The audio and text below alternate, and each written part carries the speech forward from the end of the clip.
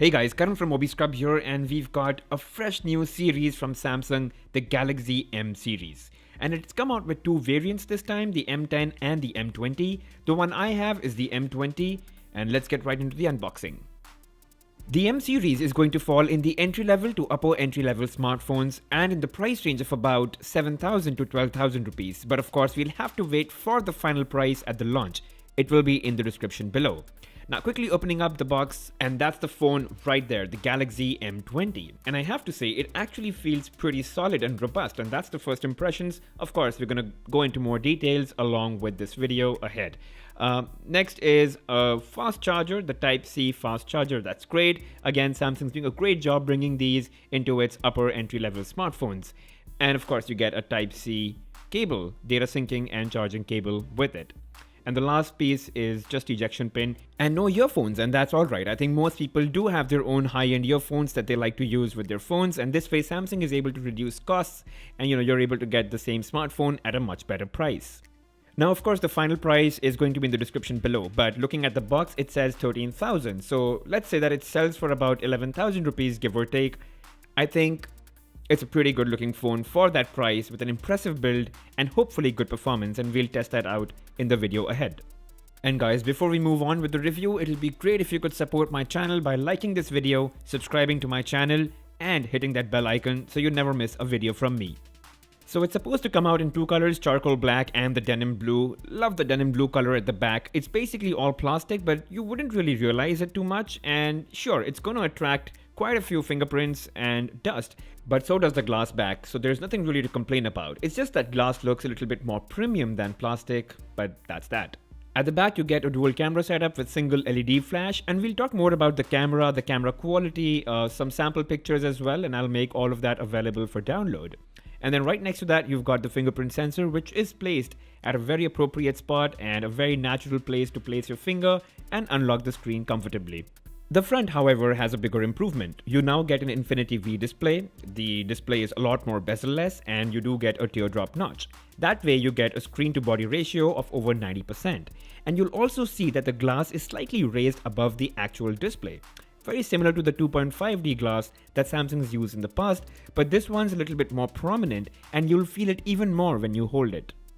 The best thing about the M20, however, is its battery capacity at 5000 mAh. It does make the phone a little chunky, but it's still convenient to use with one hand. Of course, two hands is just going to be a lot easier given the size of the device.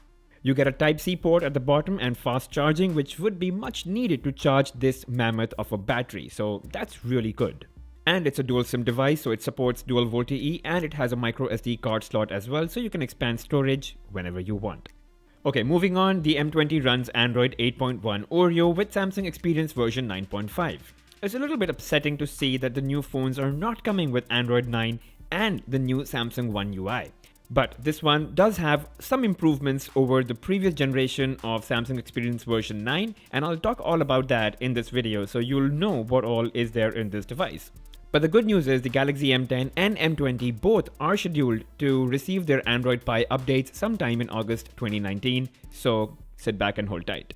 The lock screen, however, is something new and different. It's called Lock Screen Stories, and basically every time you lock and unlock your device, you see a new wallpaper. Now, some of these are also featured stories or advertised content, and I'll leave that to you to decide whether it's useful or not useful, but there are a bunch of these and you could just, keep scrolling through. Some stories are interesting, some are actually just promoted. So yeah, and you do get all your notifications in one place. You can just tap on it and it opens a list of notifications. There aren't too many preloaded apps on the phone, which is good because, it keeps the phone light and swift. It's completely up to you as to what kind of applications you want to go ahead and install. But yeah, some basic Samsung goodies are already installed, the Google Suite, the Microsoft apps, and all of that. You get a couple of customization and personalization options like, changing the theme, the wallpaper, applying video wallpapers on the lock screen, and so on and so forth. And what I'm really amazed at is that Samsung's introduced the Dolby Atmos feature in this smartphone, which is just great because at this price point, you're getting flagship level experience. And if you do connect your earphones and turn on the Dolby Atmos mode, just turn on Netflix and you would know the difference. It's significant and it's really cinematic. And now let's talk about the display. The M20 features a 6.3-inch TFT display with FHD plus resolution. And finally, it's great to see Samsung live up to its screen standards in terms of resolution, which has been a pain point in the past with the J series and the On series smartphones.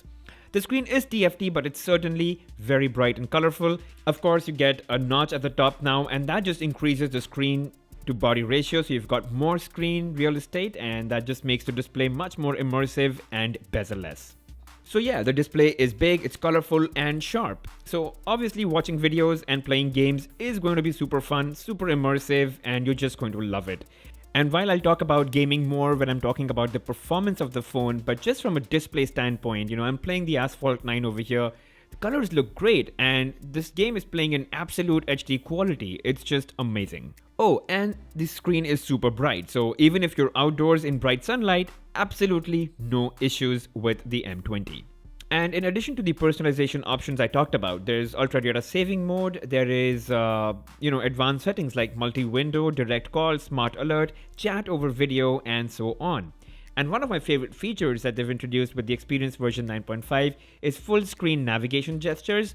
So basically you get rid of your navigation buttons and just use gestures to go back, home, or recent apps. Of course, the phone does come with face unlock, so it's there for you if you really want to use it. Okay, so let's jump on to the performance. While price-wise, it might be an entry-level or an upper entry-level smartphone, but when it comes to performance, it might actually be pretty good for its price. The M20 is powered by a new Samsung Exynos 7904 octa-core processor with 4 gigs of RAM. And to really test that out, I started playing some popular high-definition games to check performance and to see if there is any lag in during the gameplay. Now I did start playing Asphalt 9, and there was a considerable amount of time for it to load the specific stage that I was playing. So yeah, when it comes to loading times, it is a little slow, and we'll check that in other games as well. Okay, so I'm just gonna start playing Asphalt 9, and I did play this game for about 20 minutes before doing this video. And I have to say, I did not face any issues, no delays, no frame lags or anything. It was pretty smooth. The phone did not even get hot, and I did not even lose a lot of battery. Well, of course, it's 5000 milliampere hour, and it really does what it says. I also then started playing Chameleon Run, and in the past, Chameleon Run has given some smartphones a real run for its resources, especially in this segment of smartphones that we're talking about for the M20. But the M20, it was flawless even while playing Chameleon Run, and I think that's a great thing. And of course, I had to test PUBG for all you fans out there. So here's the thing, the game set itself to balanced graphics and medium frame rate by default depending on how good the performance is. But for demonstration purposes, I did increase the frame rate to high and graphics to HD. And then I started playing the game. It was choppy at first, so when I'm playing this right now, it is a little choppy. It's not as smooth as it should be. But look at how those shadows just appear and disappear. Yeah, that's probably why the game set itself to medium graphics and medium frame rate, or balanced graphics as it was. But you can still go on and play in high definition graphics if you really want to. The game it might not be as smooth and as amazing as it should be, but yeah, I would suggest you just go with the regular settings. So when it comes to performance of the phone for daily activities, you really should not face any issues. Screen transitions are smooth, they're flawless, app switching is quick and convenient, and apps open decently quick. Of course, it's not going to be super fast like in OnePlus or any flagship device, and it'll be dumb for me to even compare it to that.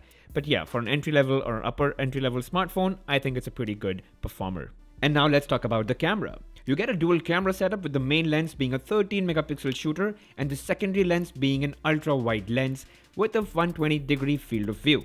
And while I don't have a detailed camera review ready for you guys right now, but here are some sample shots, and I will make them available for download, so you can just download them and look at them on your phone screen or your computer screen.